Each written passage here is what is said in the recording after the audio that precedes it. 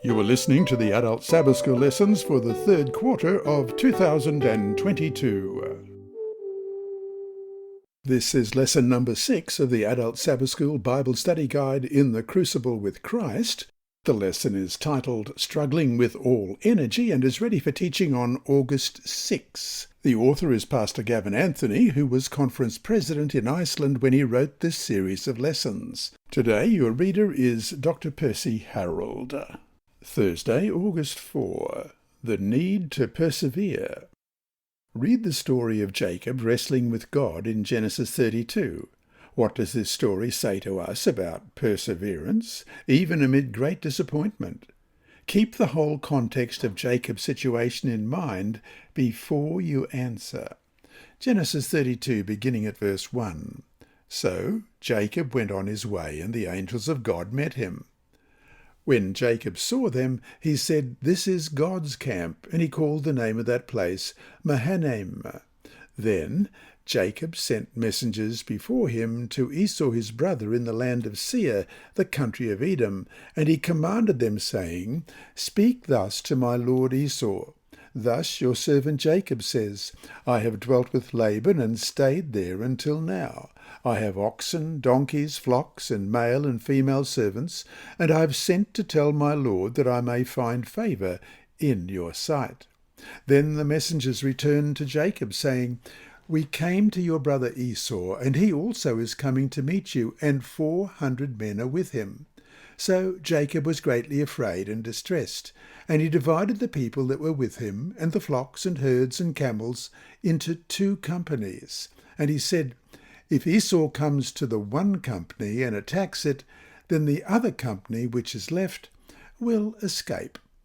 Then Jacob said, "O God of my father Abraham and God of my father Isaac, the Lord who said to me, 'Return to your country and to your family, and I will deal well with you,' I am not worthy of the least of all the mercies and of all the truth which you have shown your servant. For I crossed over this Jordan with my staff, and now I have become 2 companies. Deliver me, I pray, from the hand of my brother, from the hand of Esau, for I fear him, lest he come and attack me and the mother with the children. For you said, I will surely treat you well, and make your descendants as the sand of the sea, which cannot be numbered for multitude."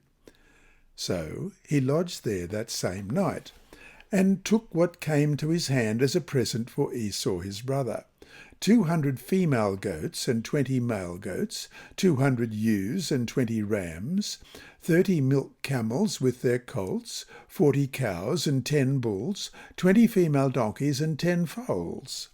Then he delivered them to the hand of his servants, every drove by itself, and said to his servants, "Pass over before me, and put some distance between successive droves." And he commanded the first one, saying, "When Esau my brother meets you, and asks you, saying, 'To whom do you belong, and where are you going? Whose are these in front of you?'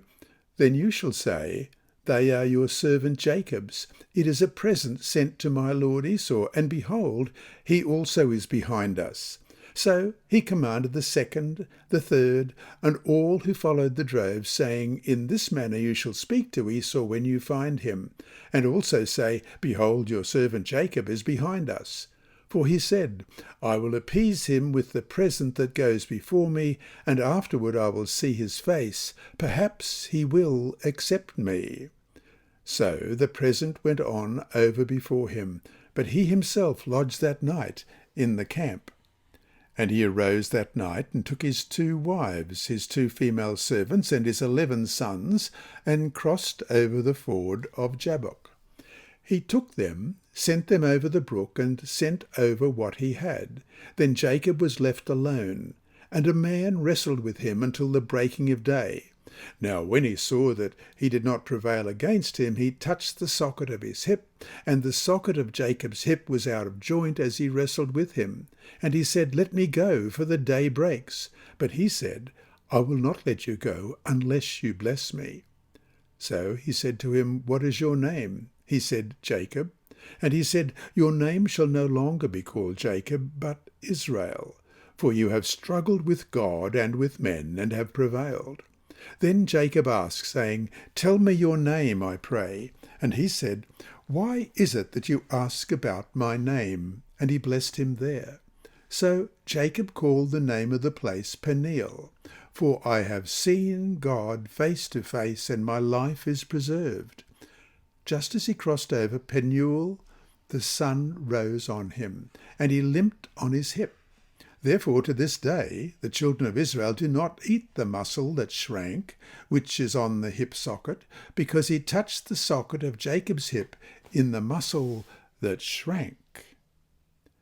We can know what is right and exercise our wills to do the right thing.